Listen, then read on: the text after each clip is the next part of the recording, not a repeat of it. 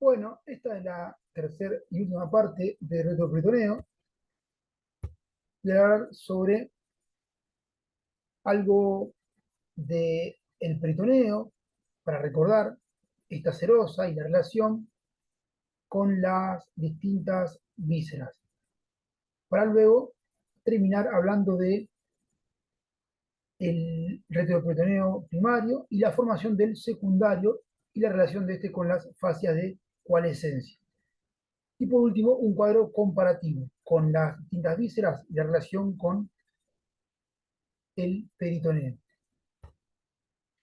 Bien, recordad entonces que el peritoneo es una membrana serosa continua que tapiza las paredes del abdomen y las vísceras que se ubican a nivel de esa cavidad. En cuanto a las formaciones peritoneales, tenemos cuatro. Recordar dos de ellas: el meso, que une el peritoneo parietal posterior a una víscera, y el aumento, que unía dos vísceras entre sí. En cuanto a la clasificación, tenemos cuatro. Entonces, a nosotros nos interesa lo que es el retroperitoneo, que se divide en primarios y secundarios. En cuanto al secundario, hay que tener en cuenta que se va a relacionar con dos de estas formaciones peritoneales, con el meso y con la fascia de coalescencia. En cuanto a la relación con el meso, lo va a hacer con la parte del mesocolon. ¿Qué parte del mesocolon? El ascendente y descendente. Es decir, va a estar en relación con el retroperitoneo secundario. Bien, tenemos este esquema: corte transversal y corte sagital.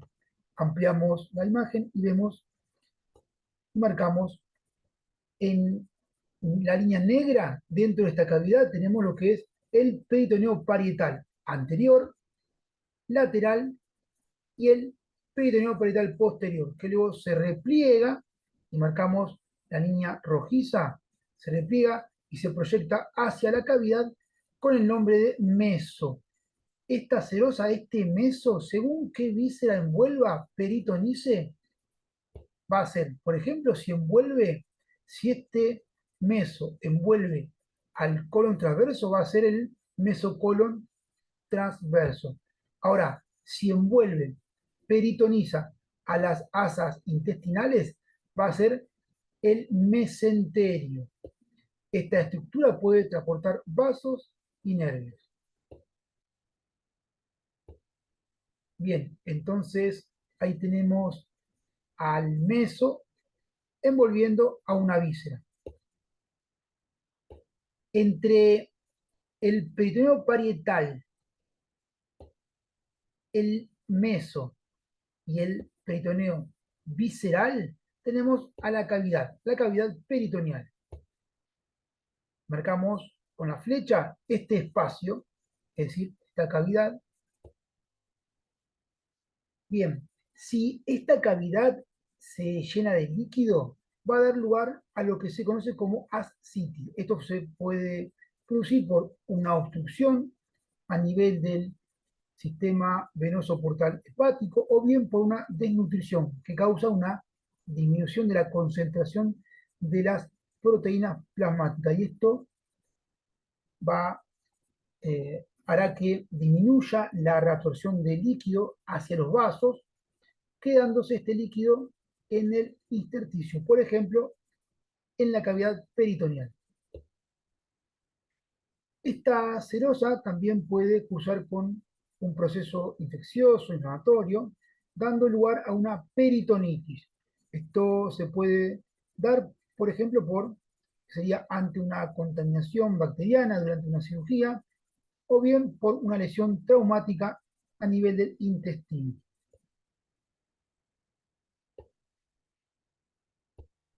Bien, marcamos entonces, por ejemplo, teníamos el hígado, que también va a estar envuelto, peritonizado por esta serosa visceral, y vamos a encontrar una prolongación luego de esta serosa que se proyecta para envolver a otra estructura, al estómago. Esta prolongación entre el hígado y el estómago es el aumento o epiplón menor. aumento o epiplón. Y luego, desde el estómago, se continúa esta serosa con el nombre de aumento mayor o epiplón mayor. Bien, en cuanto a las vísceras, marcamos ya las vísceras peritonizadas. La víscera intraperitoneal, la única que está dentro de la cavidad peritoneal y que no está envuelta, que no está peritonizada por esta serosa, son los ovarios, que se ubican a nivel de la cavidad de la pelvis. Y las vísceras extraperitoneales, ¿cuáles son? No son estas, sino que son las que se conocen como retroperitoneales o subperitoneales. Entonces, las retroperitoneales, vamos a ver que son las que se localizan por detrás, entonces, de esta serosa parietal. Es decir, ahí marcamos este espacio del retroperitoneo y el subperitoneo que se ubican por debajo de esta serosa, es decir, a nivel de la cavidad de la pelvis. En cuanto al retroperitoneo, bien, ¿qué es el retroperitoneo? Es un espacio ubicado por detrás de la cavidad peritoneal, ¿bien? Trae esta línea negra, entonces, y por delante de la columna a nivel de los cuerpos de las vértebras lumbares.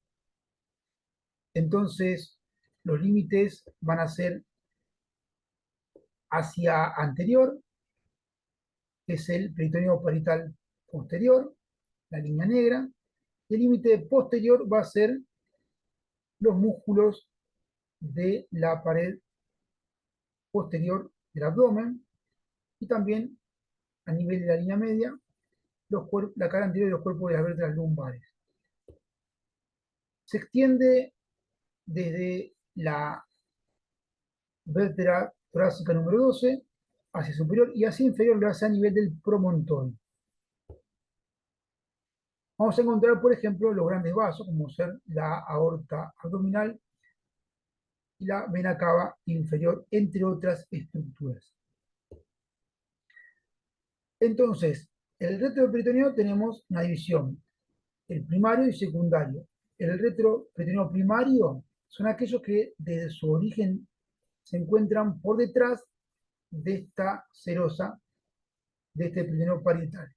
Por ejemplo, la aorta abdominal, la vena cava inferior o bien los riñones con las suprarrenales.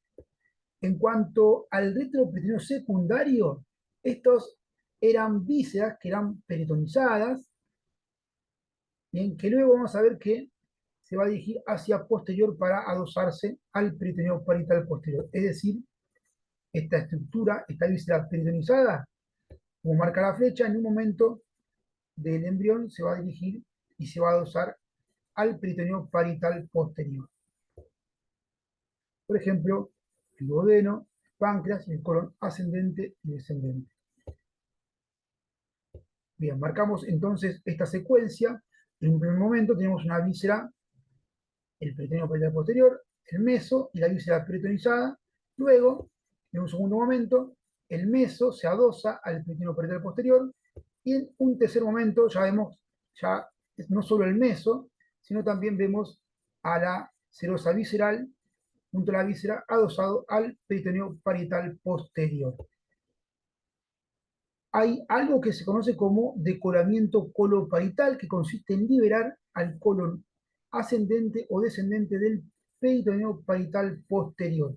Y eso permite reconstruir el mesocolon ascendente o descendente primitivo. Bien, este esquema es del desarrollo embrionario del tubo digestivo.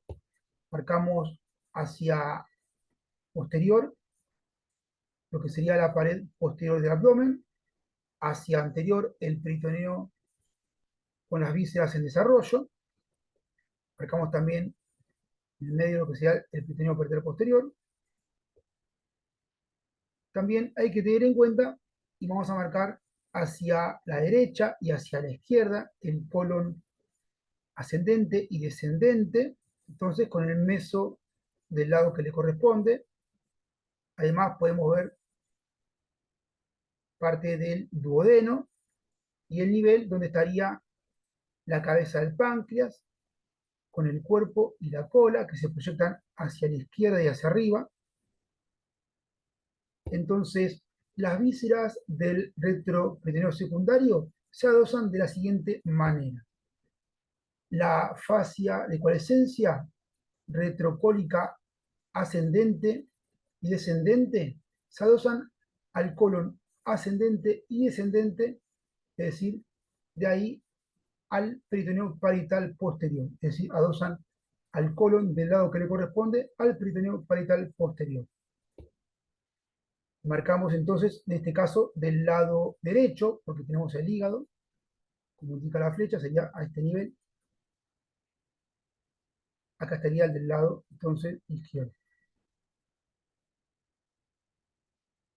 La fascia de coalescencia retroduodeno-pancreático adosa a la cabeza del páncreas y parte del duodeno al peritoneo parietal posterior.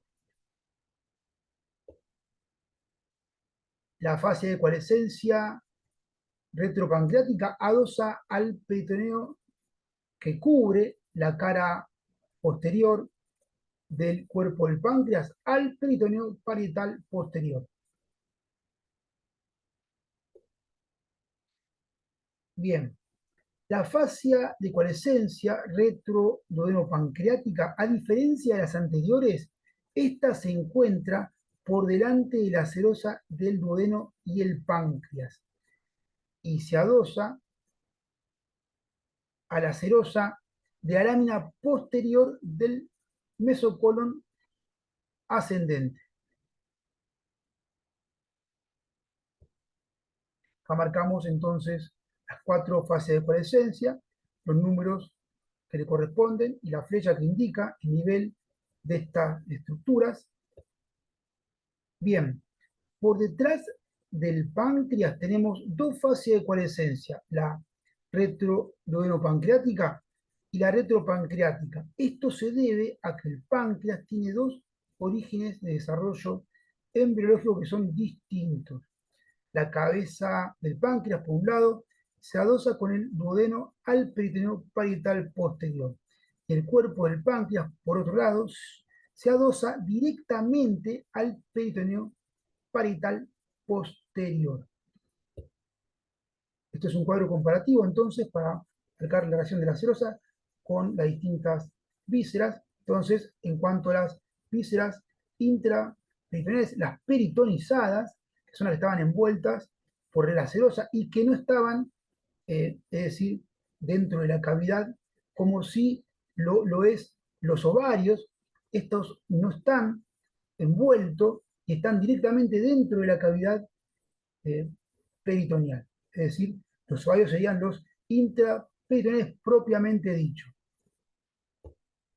En cuanto a los extraperitoneales, tenemos al retroperitoneo y al subperitoneo. Los que nos interesan entonces por la clase son los del retroperitoneo, primario y secundario. Bien, esta es la bibliografía. Ahora sí, todo lo último. Bueno, chao, hasta luego.